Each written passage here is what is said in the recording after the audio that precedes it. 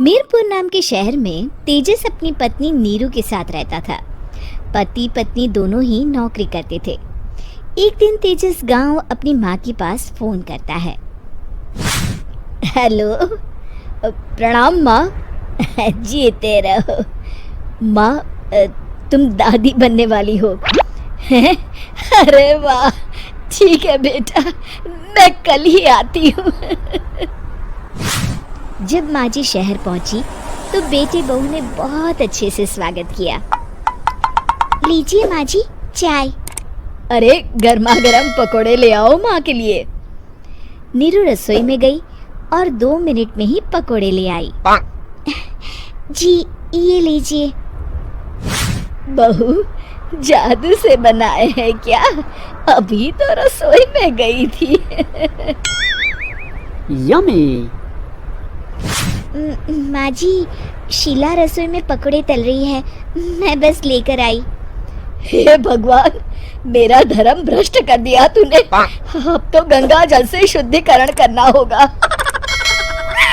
दूसरे दिन, माँ जी मैंने नाश्ता बना दिया है, ऑफिस जा रही हूँ। पर अभी तो घर का सारा काम पड़ा है। शीला आती ही होगी, झाड़ू पोछा बर्तन कपड़े वो सब कर लेगी। हमारे जमाने में घर का सारा काम हम ही करते थे। जी माँ जी, आप बहुत होशियार हैं, मैं घर ऑफिस दोनों नहीं संभाल पाती। तो जरूरत क्या है घर से बाहर जाकर चाकरी करने की? वैसे भी घर का काम खुद करने से घर में बरकत आती है, समझी? पर माँ जी। पर वर कुछ नहीं, इस महीने की पगार मिले फिर ऑफिस बंद है। हाँ। रात को नीरू तेजस से कहती है, सुनिए जी, माँ जी बोल रही थी कि मैं नौकरी छोड़ दूं। वैसे ठीक ही तो है, अभी तुम्हें आराम की जरूरत है। फिर भी आराम कहाँ, शीला को छुड़ाने के लिए बोल रही थी। तो अब 24 घंटे में इतना काम तो कर ही सकती हो। पर जॉब पसंद है मुझे, घर पर मन नहीं लगेगा। अगले दिन जब दोनों ऑफिस के लिए निकल रहे थे, मेरी तो कोई कीमत ही नहीं है इस घर में। माँ जी, आजकल महंगाई बहुत है, रहन सहन भी बदल गया है, दोनों नौकरी करते हैं तभी ठीक रहता है। अच्छा, तू कहना क्या चाहती है? मेरा बेटा तुझे बिठा के खिला नहीं सकता?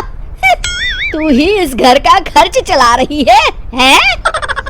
नहीं माँ जी, मेरा वो मतलब नहीं था। मतलब खूब समझती हूँ, ये बाल धूप में सफेद नहीं किए मैंने। हाँ। अब तो ये रोज का काम हो गया था। तेजस भी रोज की झिकझिक से परेशान हो गया था। एक दिन उसने कहा, नीरू, वैसे भी तुम्हें मैटरनिटी लीव मिलने वाली है, तो अभी से ही छुट्टी ले लो। पर क्या, मेरी सैलरी अच्छी खासी है। आखिर नीरू ने रिजाइन कर दिया। जब बच्चा हुआ तो घर में सब बहुत खुश हुए। कुछ दिनों बाद तेजस फाइल देख रहा था। क्या हुआ तेजस, कुछ परेशान लग रहे हो? हाँ, वो हमारी जितनी सेविंग्स थी वो तो हॉस्पिटल में और छठी के फंक्शन में खत्म हो गई है नीरू।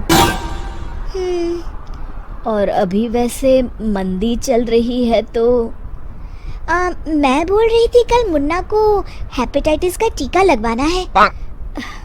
नीरू, क्या पोस्टपोन नहीं कर सकते? नहीं जी, बिल्कुल नहीं। अब तेजस को समझ में आ रहा था कि उससे गलती हुई है। पैसों की कमी का असर घर के माहौल पर भी पड़ रहा था। अगले दिन, बेटा मेरा चश्मा और ये दवाइयाँ ले आना, पर्चा देते हुए माँ जी ने कहा। जी। तेजस, मुन्ना के लिए दूध का डिब्बा और डायपर भी ले आना, और ये किराने के सामान की लिस्ट है, इसे भी लाना है। तेजस गुस्से में लिस्ट मरोड़कर फेंकता है और चिल्लाता है, पैसे क्या पेड़ पर उगते हैं? ये ले आना, वो ले आना। अरे पर ये जरूरत का सामान ही है। वो गुस्से में बिना कुछ कहे ऑफिस चला गया। अरे लंच तो ले जाइए। नीरू दौड़कर डिब्बा पकड़ाती है।